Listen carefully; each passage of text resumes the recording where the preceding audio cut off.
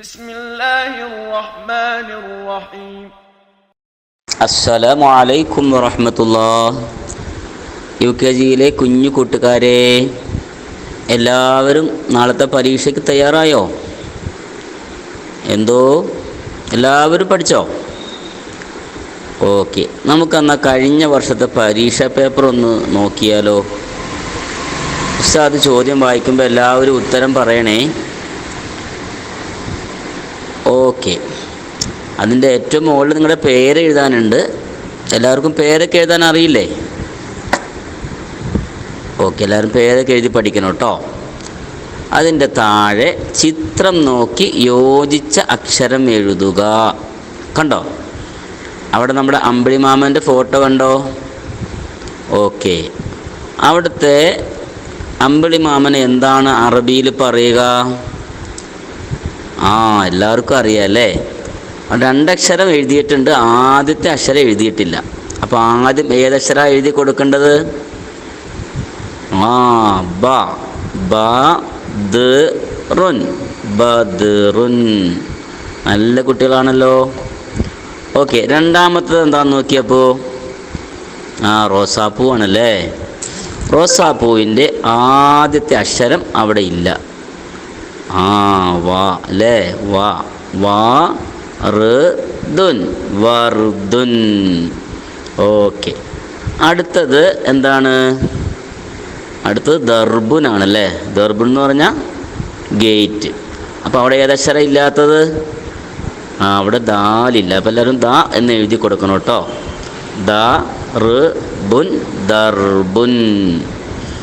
Okay, അടുത്തത് മൊന്തയാണല്ലേ. മൊന്തയ്ക്ക് എന്താ പറയുക? തൗറുൻ. എല്ലാവർക്കും അറിയാലോ. അപ്പോൾ എന്താ എഴുതേണ്ടത്? തൗറുൻ. തൗറുൻ. നല്ല കുട്ടികളാണല്ലോ. ഓക്കെ, എന്നാൽ താഴെയുള്ള അക്ഷരങ്ങളുടെ പേര് നമുക്കൊന്ന് പറഞ്ഞു നോക്കിയാലോ? അക്ഷരങ്ങളുടെ പേരൊക്കെ നിങ്ങൾ പഠിച്ചിട്ടില്ലേ? ഉസ്താദ് പഠിപ്പിച്ചിട്ടുണ്ടല്ലേ. ഒരു ഉദാഹരണത്തിന് നമുക്ക് മുകളിൽ നോക്കാം. വാവ്. എന്താണ്? വാവുൻ. പറഞ്ഞേ, വാവുൻ. ഓക്കെ, അതുപോലെ താഴെയുള്ള അക്ഷരങ്ങളുടെ പേര് നമുക്ക് പറയാം.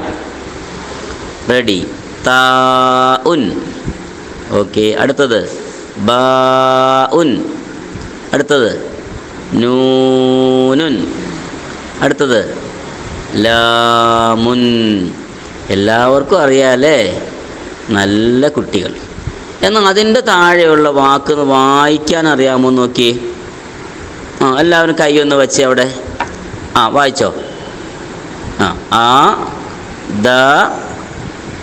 ബുന്നല്ല, എന്താണ്? ബ. അദബ. ഓക്കെ, അടുത്തത് ബലദുൻ. ബലദുൻ. ഓക്കെ, അടുത്തത് വിർദുൻ. വിർദുൻ. ഓക്കെ, അടുത്തത് ലബദുൻ. ലബദുൻ. എല്ലാവരും നല്ല കുട്ടികളാണല്ലോ. ശരി, നമുക്ക് അടുത്തത് എന്താണെന്ന് നോക്കാം. ഉദാഹരണത്തിൽ കാണുന്നത് പോലെ ചിഹ്നം കൊടുക്കുക.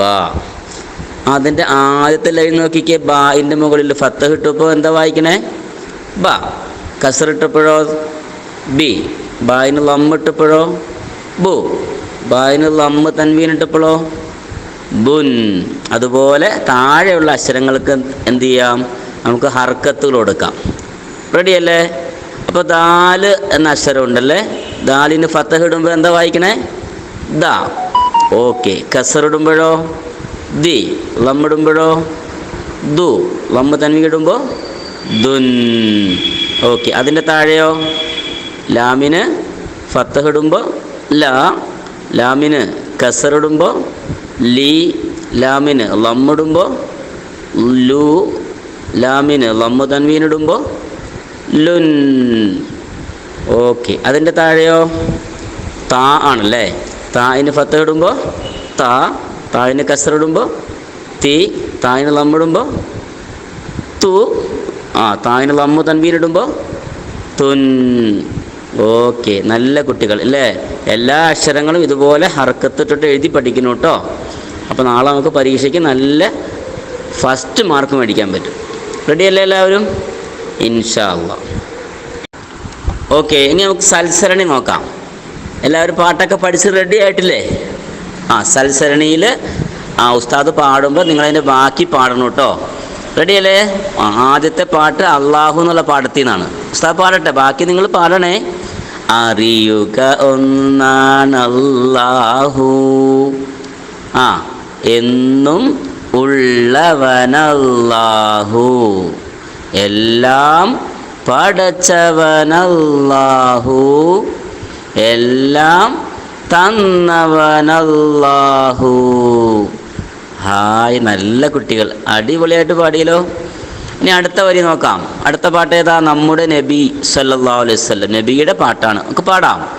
നബിയുടെ ബാപ്പ അബ്ദുല്ലാ, ഉമ്മ ആമിന റളിയല്ലാ, 53 ഹിജ്റത്ത്, പുണ്യവഫാത്ത് മദീനത്ത്. ഹായ്, നല്ല കുട്ടികൾ. ഒരു പാട്ടും കൂടെ ഉണ്ട്, അതോടെ നോക്കാം നമുക്ക്. റെഡിയല്ലേ? ശരി, അത് ഇസ്ലാം കാര്യത്തിലാണ് കേട്ടോ. ഇസ്ലാം കാര്യം 5, കലിമ ഷഹാദത്തൊന്നാണ്,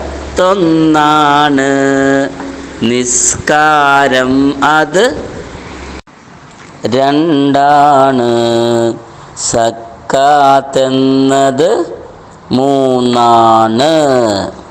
ഓക്കെ, നല്ല കുട്ടികളാണ് കേട്ടോ. എല്ലാവരും നന്നായിട്ട് പഠിച്ച് ഉഷാറായി 100 മാർക്ക് മേടിക്കൂലേ? ഇൻഷാ അല്ലാഹ് എന്ന് പറ എല്ലാവരും. ഇൻഷാ അല്ലാഹ്.